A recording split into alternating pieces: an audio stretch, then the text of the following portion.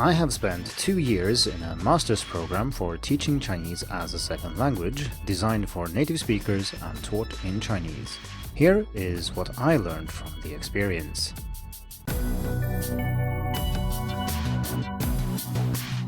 Hello and welcome to the Hacking Chinese podcast.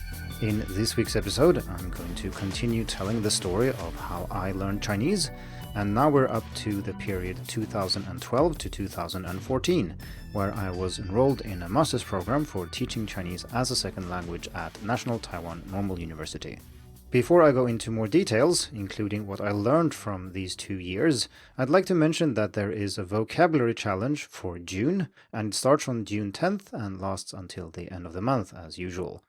Skritter has been nice enough to sponsor this challenge, which means that there are some nice prizes available. And not only that, Skritter is free to use for new users during this challenge. So if you sign up using the code HCVocabChallenge, and to make sure this is easy to apply, there will be a link in the description of this episode, which also includes the code. And if you use that as a new user and you sign up for an account, you will be able to use Skritter for free for the duration of the challenge. And obviously, if you're listening to this in the future, it won't work, but you can still head over to challenges.hackingchinese.com to see what challenge is on when you are listening. That link will work for anyone who's new to Skritter though, so it's not really a prize as such, but 6 people will also win 3 months of free Skritter, and this is applicable even if you're already using Skritter and even if you're already subscribed. For a chance to win this prize, you need to be active in the challenge, and that means that you should be active on Hacking Chinese challenges, of course, but it also means being active in other ways, including social media. Be sure to ping me if you're active on social media, because otherwise I won't see it.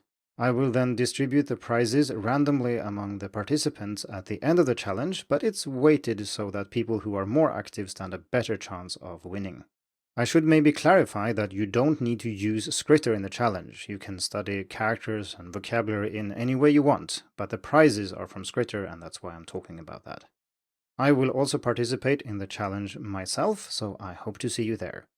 In case you want to know more about what Skritter is and how it can help you learn Chinese, I did publish an updated in-depth review last week, and I'll put a link to that in the show notes.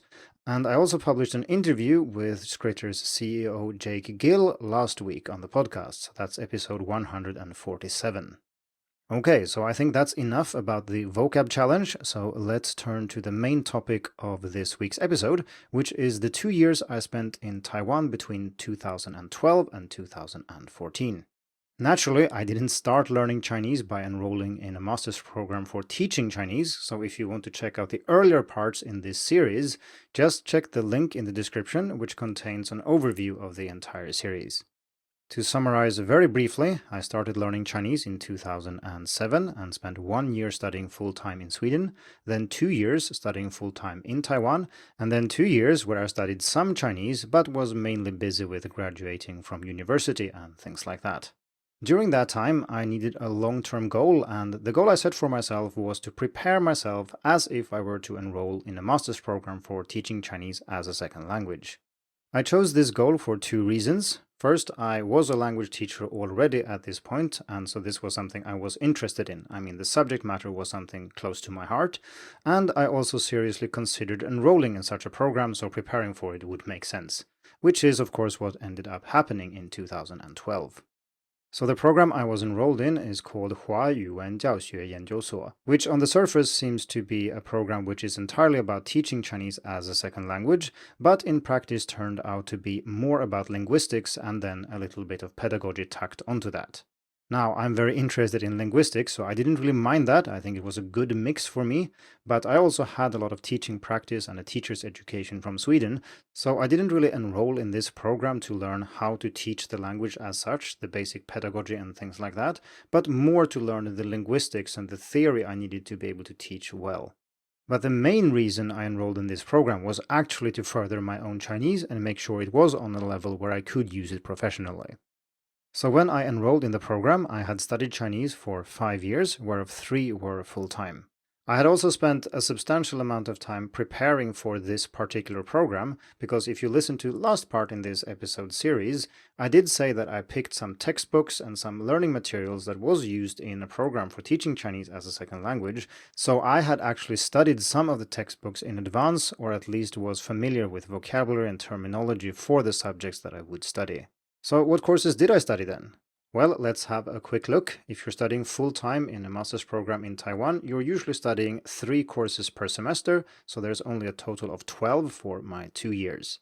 So I studied Chinese linguistics, second language acquisition, studies in phonetic instruction in Chinese, special topics on Chinese phonetics, Chinese acoustic phonetics, Chinese pronunciation and oral expression, syntactic structures of Chinese, Chinese language teaching methods and materials, Chinese teaching practicum, material compilation and analysis, language, culture and cognition, research methodology, and then actually 2 extra courses called Advanced Chinese 1 and Advanced Chinese 2, which were compulsory for any foreign students enrolled in graduate programs, not just the one I was enrolled in. So as you might have noticed, there were a lot of pronunciation and phonetics courses in there, and that's because there are 2 categories of courses. One is compulsory, and those were the ones about teaching methodology and so on. We had to take those. We also had to take courses in Chinese linguistics and also in research methodology. All the other courses were elective, and it shouldn't come as a surprise to anyone who's listened to the podcast for a while that I chose as much pronunciation and phonetics as I could. Now, obviously, I can't share everything I learned in 2 years in this program, but I will try to highlight some important things. So, insight number 1 is that academic courses are great for instrumental learning, and instrumental learning here means that you're learning in order to achieve something else, not just because you want to learn the language or because you like it or something like that. I should maybe point out that this program is designed for native speakers, so there are very few courses which are about your own Chinese. You're kind of expected to know Chinese before you enter the program. And once you're in the program, you're using your Chinese to understand things about a topic you're interested in or to express things about this topic, not merely because you want to learn the language, and this makes a difference for motivation, if nothing else. It's also rather refreshing to learn Chinese in a formal context like this, where learning the language or increasing your proficiency is not actually the goal. That is something that will come automatically by learning about other things. And this is a much more natural way of learning the language than, say, studying grammar or vocabulary explicitly. Personally, I found this to be a great boost to my motivation, and I really enjoyed learning Chinese in order to be able to talk about these topics with my classmates and to express myself in oral presentations and even on exams. This leads me to the second insight, which is that beyond communication, the responsibility is entirely your own. And this is something I bring up often on the podcast, that you are the one learning and it's your responsibility. But when you are in a program like this, nobody really cares about your ability to express yourself in Chinese as long as you can make yourself understood. So if you make a mistake with a tone or you write something slightly incorrectly, nobody will say anything, at least not if you haven't asked them explicitly to do so. So for example, in an oral presentation about grammatical gender in different languages, no one will really care if you mix up your second and third tones, as long as they can understand what you say and as long as you can tell them about the contents of the chapter that you are responsible for. Or if you're writing a report about different techniques for correcting pronunciation and what the research says about these, then you can't really count on your teacher to give you feedback on your Chinese, provided again that your text is legible and easy to understand and so on. Because in the syllabus it says that students are supposed to learn about these techniques, this research and so on, but it doesn't say that you're supposed to do so in perfectly correct Mandarin and that improving your Mandarin is a point here. Well, of course, for any foreigner in the program, this is something that is important and that you need to work on, but that's something you need to do on your own, because most teachers simply don't care or don't have time to help you with these things. Although again, as I mentioned before, if you ask people to provide you feedback and you convince them that you really do care about your Chinese and want to improve, many people will still help you with that. But it's not something you can just count on, and this is true not just in a grad school program, this is true for everyday language and for other contexts too. Insight number 3 is that having Chinese-speaking classmates is awesome. And this shouldn't come as a surprise, but if your goal is to improve your own Chinese, being in an academic setting where everybody else speaks Chinese and almost all of them are native speakers is very good. You are immersed in an environment where people talk about these things every day and where everybody's interested in the same things as you are, and everybody's willing to talk to you about them too. That's an advantage with being in a minority here as a foreigner, because they have some things that I don't. They obviously know Chinese much better than I do, but on the other hand, I've learned Chinese as an adult, so I know much more about what it's like to be the person that we aim to teach here. Naturally, you also get to know some classmates rather well, and you can hang out with them after school as well. On to insight number 4, which is that some topics, such as grammar, can be much more interesting than you think. I'm going to use grammar as an example here because I think lots of people have weird notions when it comes to Chinese grammar.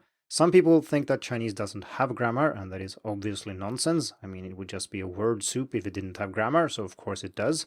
But I still think that many people think of Chinese grammar as consisting of sentence patterns, which is a bit strange when you compare it to, say, the grammar of French or Spanish, which seems to be all about tenses and inflections and things like that.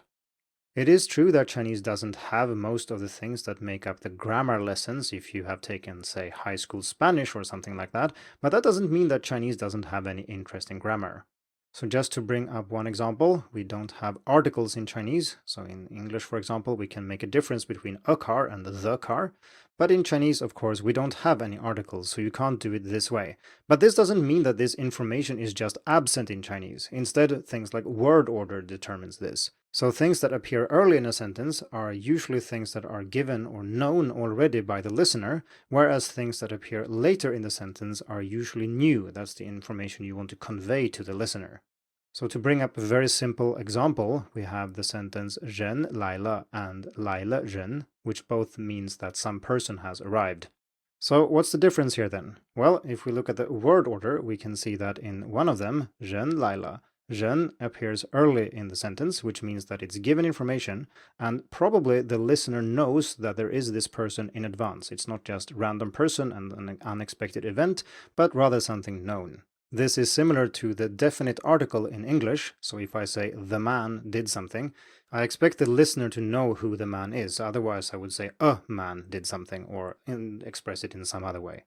And if we look at the other example then, which was 来了人, then we can see that 人 is at the end of the sentence, so this person is not really expected, it is the new information that the sentence was meant to convey. And like I said, this is more akin to how we use indefinite article in English. Now, this is not something that is easily taught or easily understood, and sometimes this type of principle or underlying pattern can lead you astray as well. You can't just blindly apply it. But I found that taking courses in Chinese grammar discussing things like this, not just sentence patterns, but the underlying principles, really helped me to understand the difference between many things that I thought were kind of the same before or didn't really have a way of explaining why they were different. This can also be helpful as a teacher because while a sentence might sound correct if you translate it directly to English, it might still be weird in Chinese because the information structure is not identical. Okay, let's get out of that rabbit hole before we go in too deep and move on to insight number 5, which is that true interest conquers all. And this was seen in several ways during my 2 years in this graduate program. First, of course, I was very interested in the subject matter, which I've already talked about. But I also did other things, such as extracurricular activities, that I was also very interested in. During these 2 years, I also practiced gymnastics rather seriously, maybe 10 to 15 hours a week, and we also competed twice, on an amateur level, of course.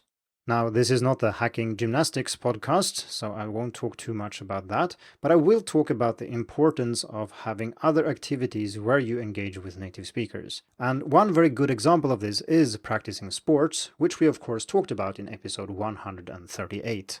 This is actually a little bit similar to studying linguistics with native speakers, because even though superficially it seems to be about the language, and of course it is about the language, but it's not about your language, it's not about your proficiency.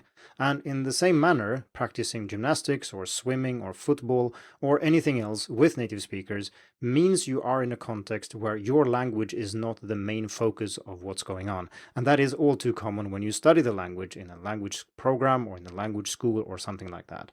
But when you practice, say, sports or engage in other hobbies, nobody really cares about your Chinese, well, except that they want to be able to communicate with you, of course. But you are not there to learn Chinese, and they are not there to teach you Chinese, and this means that you can form other types of relationships than you can in a classroom. And since you have a common focus, it also means that you have a reason to hang out with these people, even outside of these activities.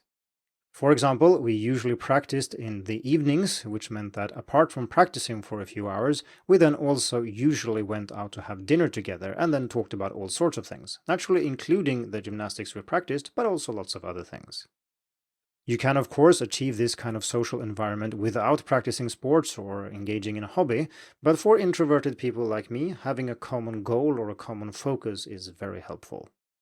So those were 5 insights from my 2 years in this graduate program. And of course, beyond this, I also did improve my Chinese immensely. But of course, it's notoriously difficult to quantify language proficiency, but I can at least illustrate with an example.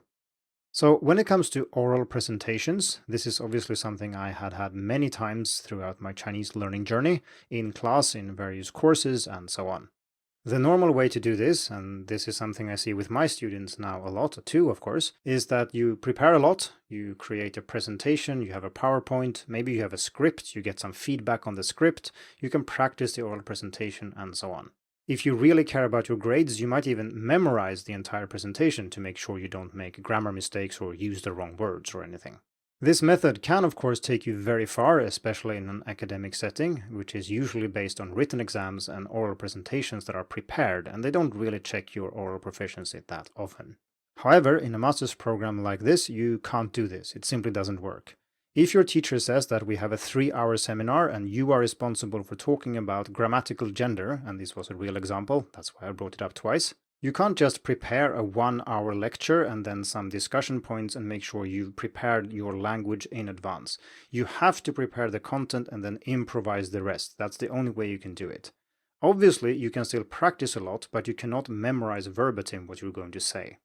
I felt that this was very scary at the beginning of this program. I felt that I needed to prepare everything, I needed to have everything on my PowerPoint, and I needed to make sure that I said everything correctly so that people understood me when I talked about these more complex topics. But when the structure is such that you can't do that, it's also somewhat liberating because you cannot prepare in that way, and so you have to trust your own ability to express yourself. So I went from being scared of this type of presentation and needing to prepare for hours to being able to do this on the fly and being okay with it. Meaning that as long as I know the content well and I have some kind of structure, I can talk freely about the topics that I'm talking about, rather than trying to prepare the actual words and sentences I will use. This has, of course, turned out to be absolutely essential for the work that I do now, which involves professional development for Chinese teachers, where I am the person who's responsible for the course, and since everything is in Chinese, preparing everything I want to say in advance simply isn't feasible. Working with Chinese language education has been the main focus for me now for almost 9 years, but that, of course, is the topic of the next installment in this series. Thank you for tuning in to the Hacking Chinese podcast. If you like this episode, please share it. More information and inspiration about learning and teaching Chinese can be found at hackingchinese.com. See you in the next episode, and until then, good luck with your studies.